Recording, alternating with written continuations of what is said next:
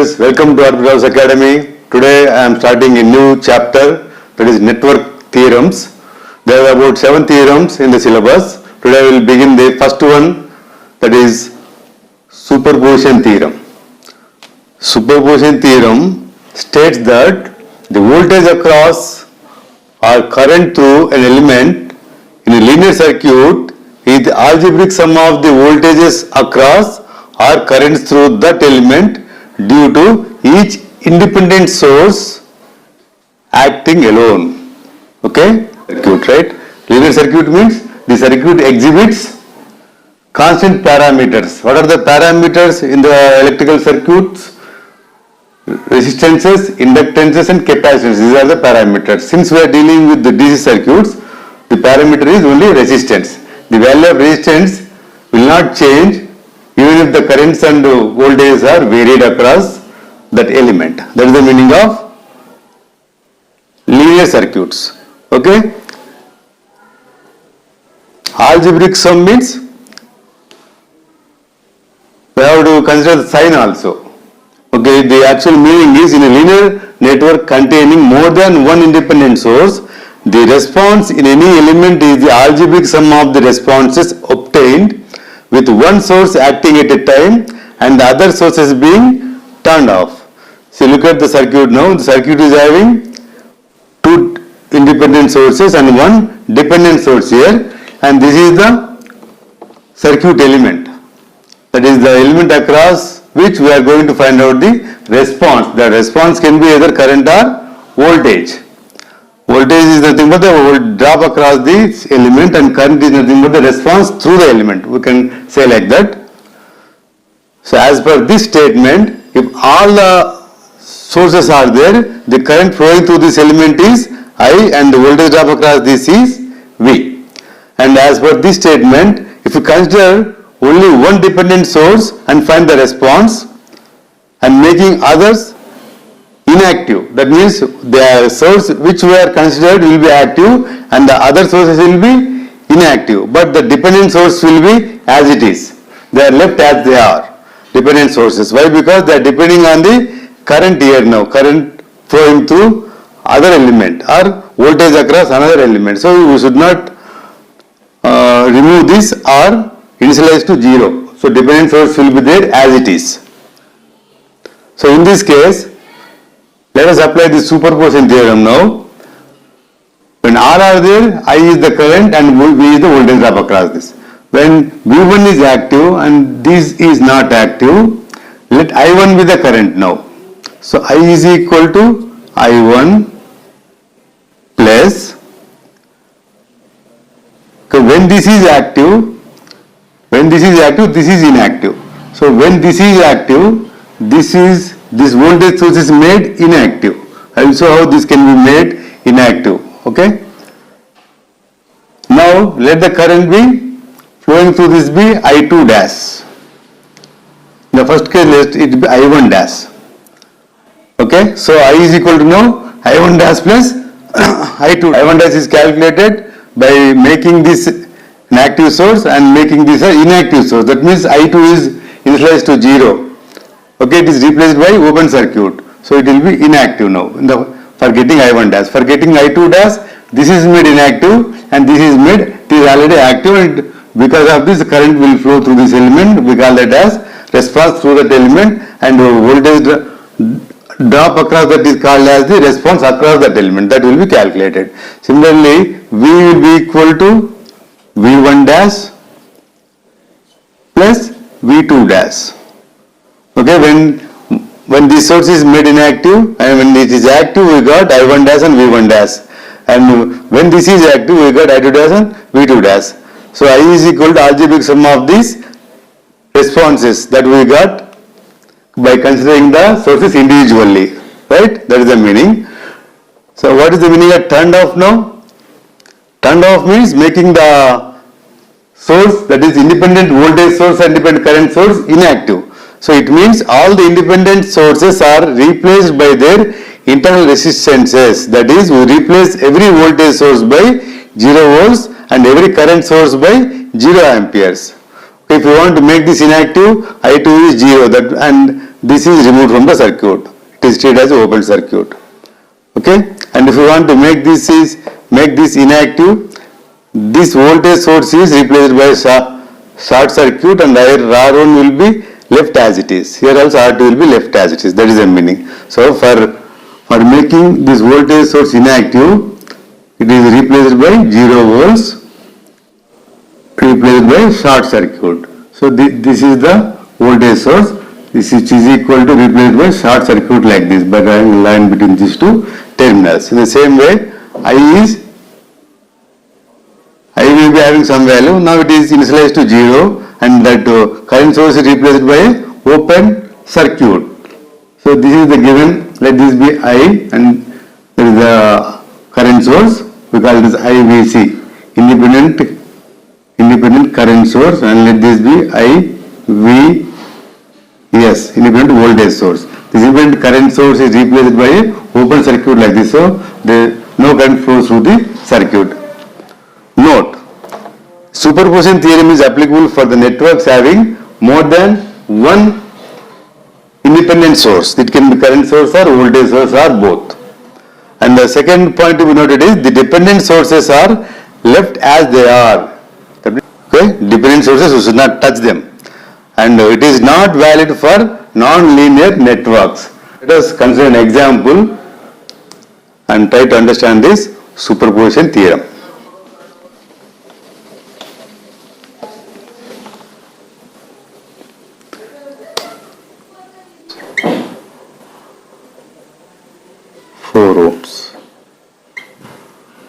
Find V, that is the voltage drop across 4. Find voltage drop across 4 ohm resistance by using superposition theorem.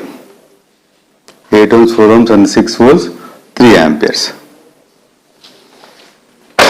Okay.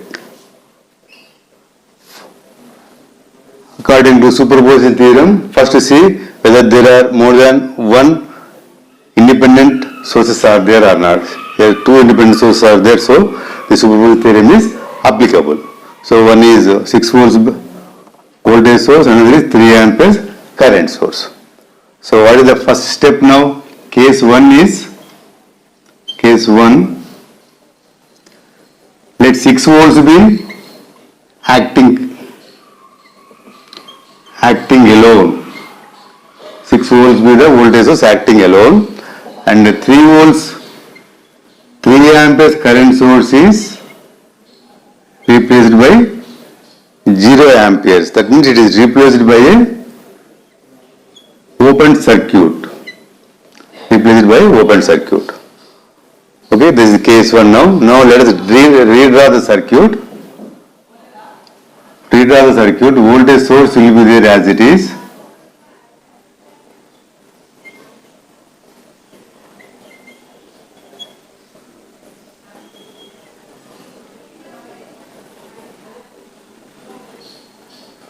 This is replaced with open circuit. So in the open circuit, current will not flow. Okay, we had assumed that the resistance is infinite. 4 ohms and 8 ohms. Let this be V1 now. Given there is only one voltage source here, and V1 is the voltage drop across 4 ohm resistor.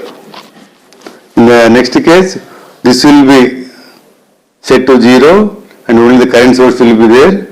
In the second case, we will find V2, that is the voltage drop across 4 ohms resistor. And the last step is you have to add up this V1 and V2 to get V. Those are the steps involved. So in finding this voltage drop across 4 ohms. So in the case 1 now, this is the circuit. Now let us find out the V1, voltage drop across 4 ohm resistor. So by simply applying KVL, let I1 be the current. We start from this point. And what is voltage drop across this? Because of this I1, this is 8 I1.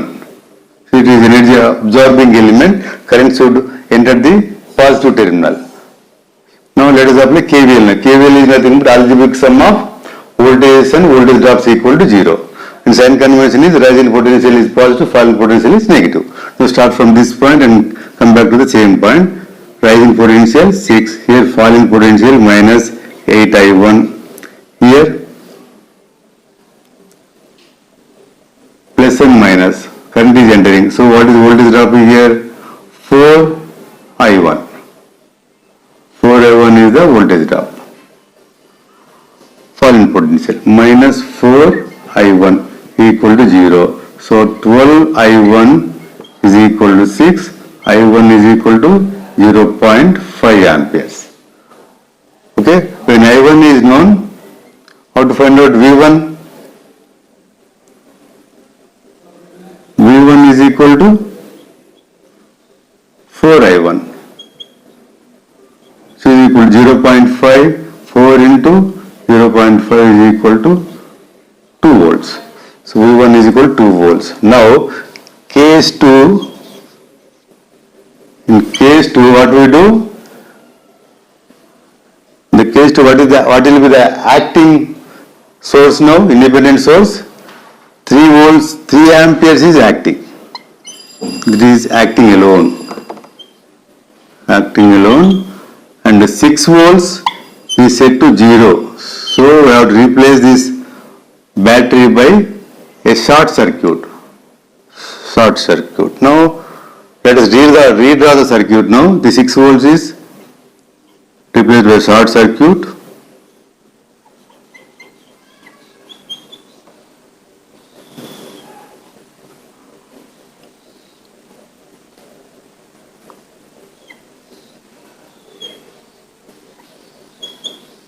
Amperes current. Erasing this. Case 1 is over and V1 is 2 volts. Case 1, V1 is equal to 2 volts.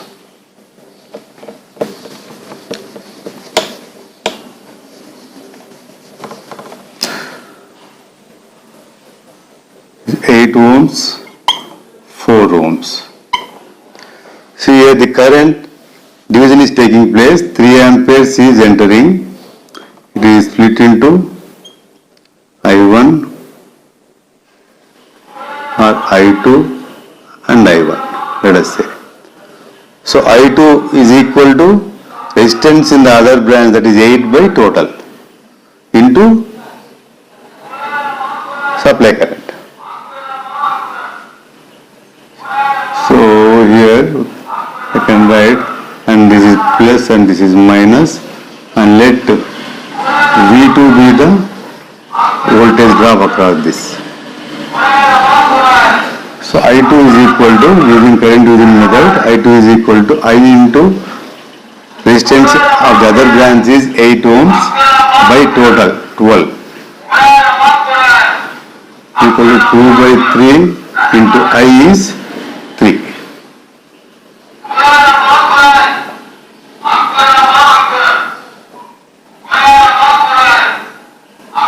So I2 is equal to 2 amperes. So what is V2 now? V2 is equal to I2 into 4. So it is 8 volts now. I2 is 2 amperes, resistance is 4, so it is 8 volts. V2 is 8 volts. Polarity is same polarity, so we can add now. So V2 is equal to 8 ohms in the case 2. So the net voltage V is equal to 2 plus 8 is equal to 10 volts is the answer.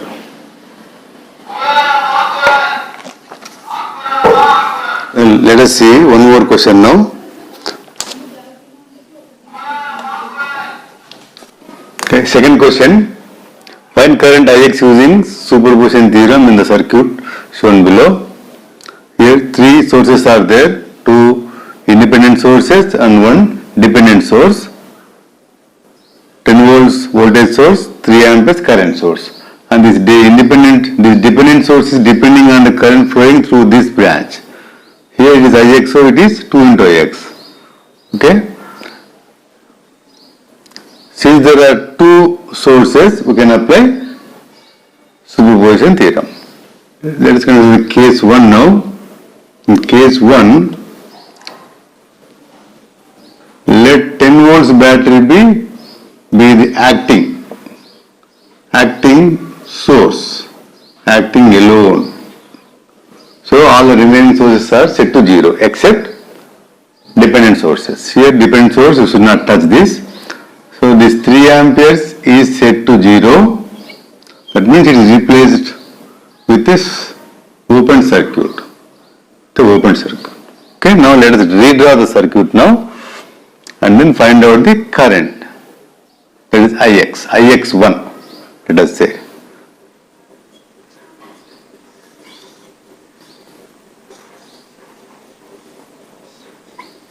This current source is replaced by a open circuit, so through no current source here. Dependent source will be there as it is. 2 into Ix1 now. Let us say Ix1 is flowing in this branch whose resistance is 2 ohms. 10 volts voltage source, 1 ohm.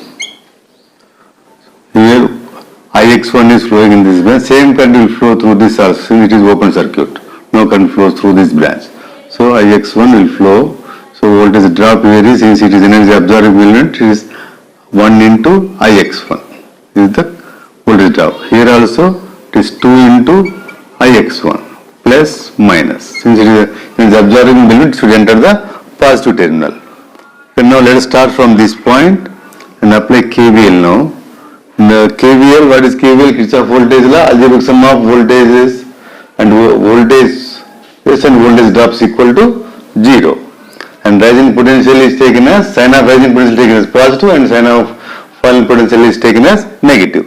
Now here rising potential, so plus 10 in this branch, falling potential, so minus 2 into Ix1, here minus Ix1 minus, this is voltage.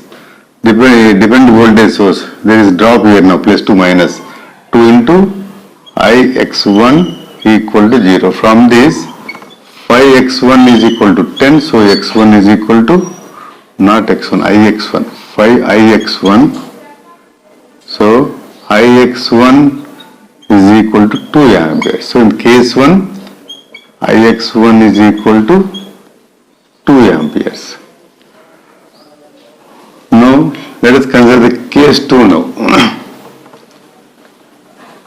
How many cases will be there? It depends on the number of independent sources. If there are 3 independent sources, we have to consider 3 cases. Here only 2 are there, so I am considering the second case now.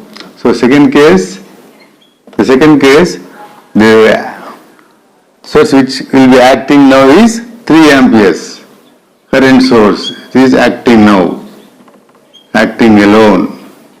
So voltage source, that is 10 volts voltage source should be set to 0, so it is replaced by a short circuit, SC, short circuit, and then let us redraw the circuit now. So it is replaced with a short circuit. Short circuit is, this is the symbol now, replaced by the short circuit like this, and the current source is as it is, since it is acting now, 3 amperes. Let the current be now Ix2 in the second case.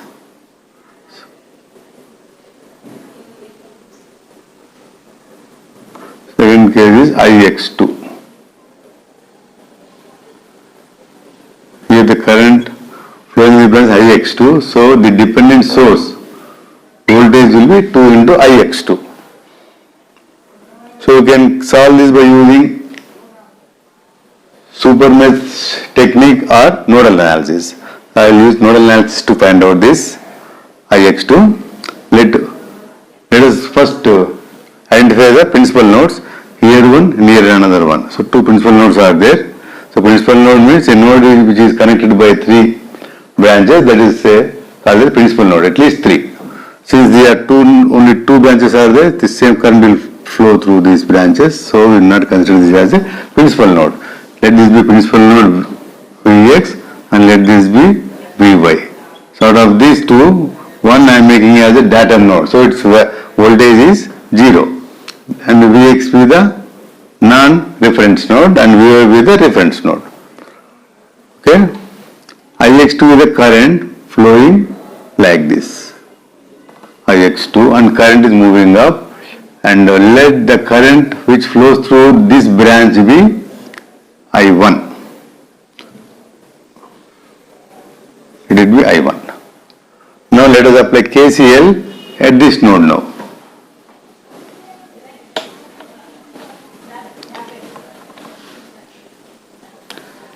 At node Vx, let us apply KCL. The current Ix2 is approaching, so minus Ix2, 3 is also approaching, minus 3, I1 is leaving, plus I1 equal to 0. So what is Ix2 now? By using the potential difference method, Ix2 is, it is moving from Vy to Vx. So minus Vy minus Vx by 2. Minus 3 plus I1 is Vx minus Vy, Vx minus Vy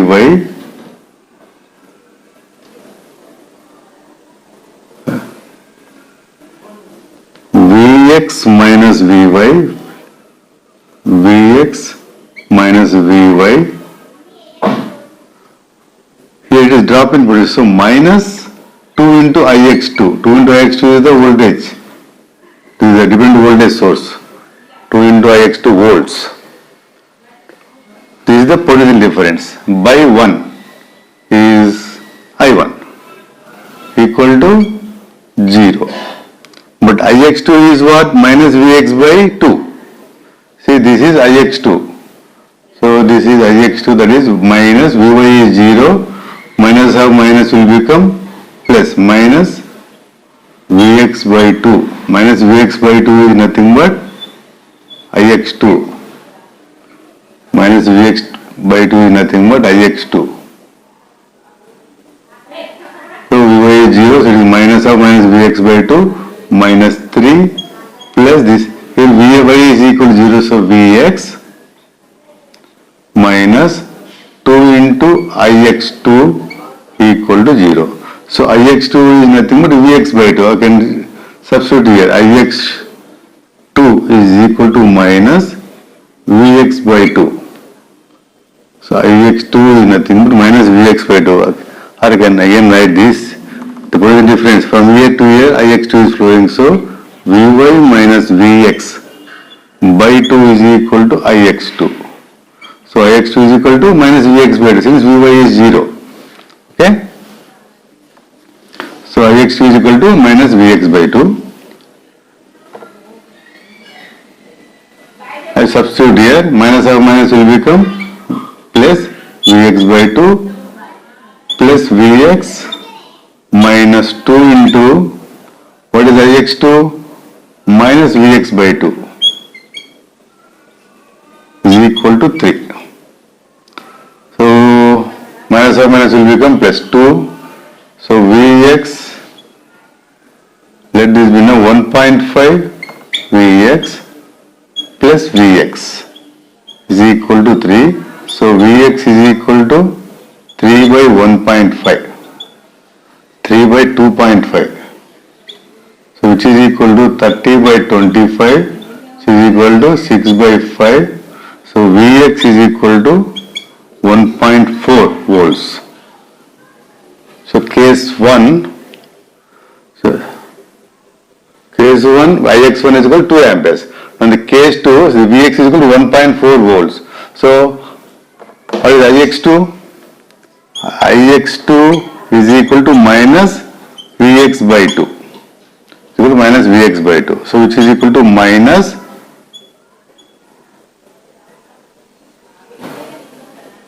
this is 1.2 volts.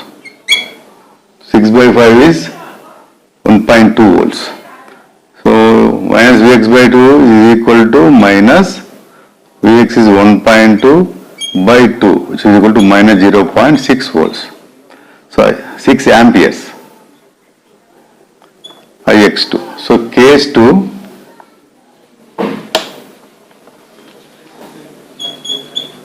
case 2 Ix2 is equal to minus 0.6 amperes. So now as per superposition theorem, the Ix is equal to, just superimpose these currents. By superimposing these currents, we will get this Ix. That means just add up all this. Algebraic sum of these Ix1 and Ix2 is nothing but Ix now. Ix is equal to Ix1 plus Ix2 is equal to 2 minus 0.6 is 0.4 amperes is the answer. 0.4, not 0. This is 1.4. So 1.4 is the answer. Ix is equal to 1.4 amperes.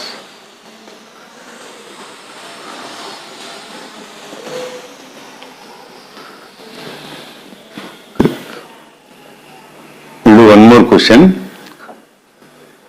So now use superposition theorem to find Vx in the circuit given below. Two energy sources are there, that is two independent sources and one dependent source is there. So we can apply superposition theorem for the superposition theorem on the circuit to find out Vx. Okay, case 1,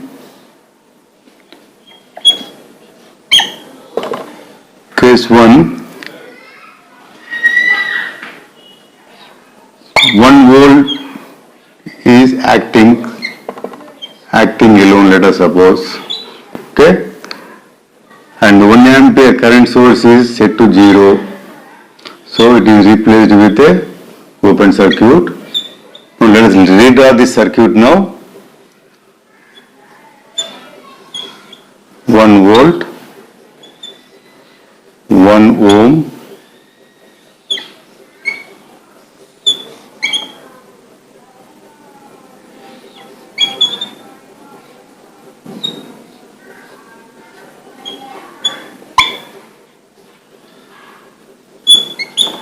let this be Vx1 plus minus as given in the circuit, and let it be 1 ohm. Okay, for case 1 this is the circuit. Let I1 be the current in the flowing in the circuit.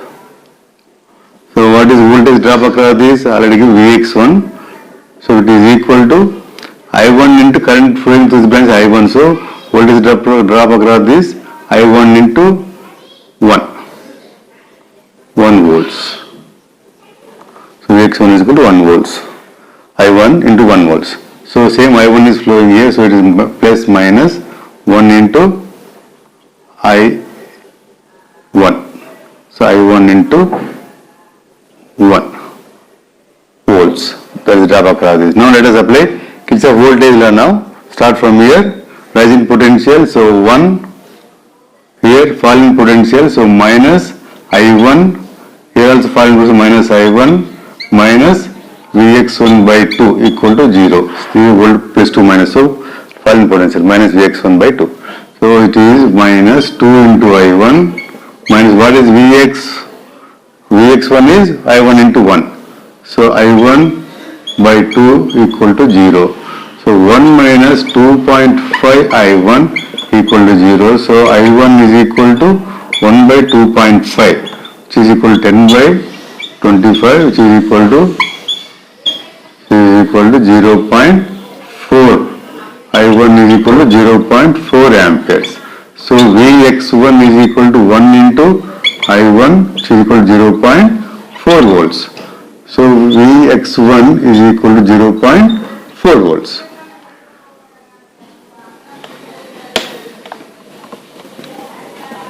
Now consider case 2 now.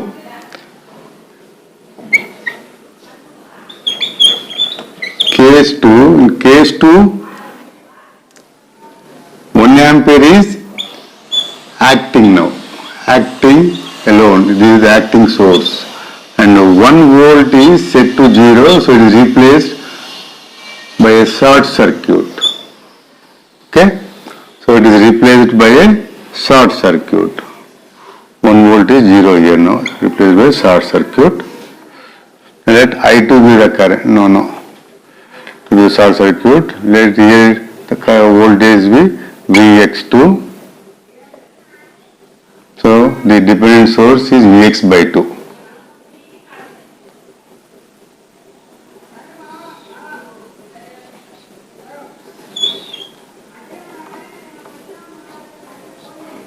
Ampere current source. Now let us apply nodal analysis now. Now we can apply mesh analysis also. I feel nodal analysis is more easier. Let this be V1, let this be V2. V2 is 0, non-reference node, this is non-reference node. So 3 branches are connected, this is the principal node. Here 3 branches are connected to this node, so it is the principal node. This principal node made as a datum node, so it is 0, and this is principal node, now it is called a non-reference node. Now let the current, let this be I1 and let this be I2. I1 and I2, okay. Let us apply KCL at node V1, let us apply KCL. So I1 is approaching, so minus I1, 1 ampere is also approaching, minus 1, I2 is leaving, plus I2 equal to 0.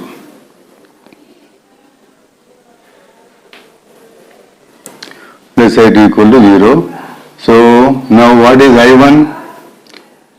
I1 is V2 minus V1 by 1. V2 minus V1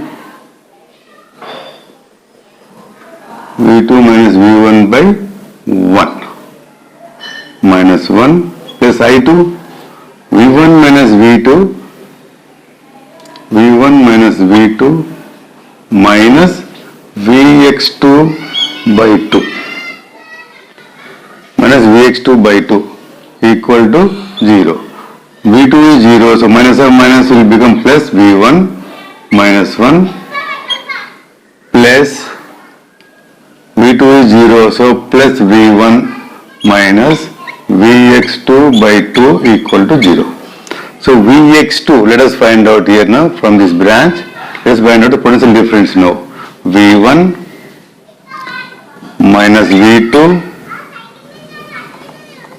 rise in potential, so plus Vx2 equal to 0. All you start from here, V1 rise in potential plus Vx2, now minus V2 equal to, and that also you can write Vx2.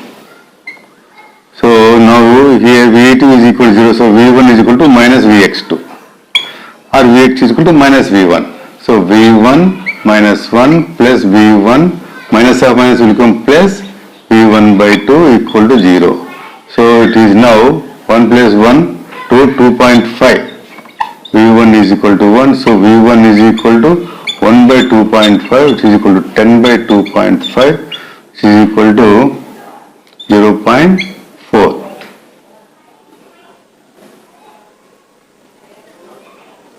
10 by 25, which is equal to 0.4. So Vx2 is equal to minus V1, which is equal to minus 0.4. So Vx2 is equal to minus 0.4 volts. Now let us find out the algebraic sum of these two voltages to find the Vx. So Vx is equal to Vx1 plus Vx2, which is equal to 0.4 minus 0.4, which is equal to 0 volts is the answer. So with this, I have completed this session, that is the superposition theorem is completed. The next session, I will discuss about Thevenin's and Norton theorems. Okay, thank you.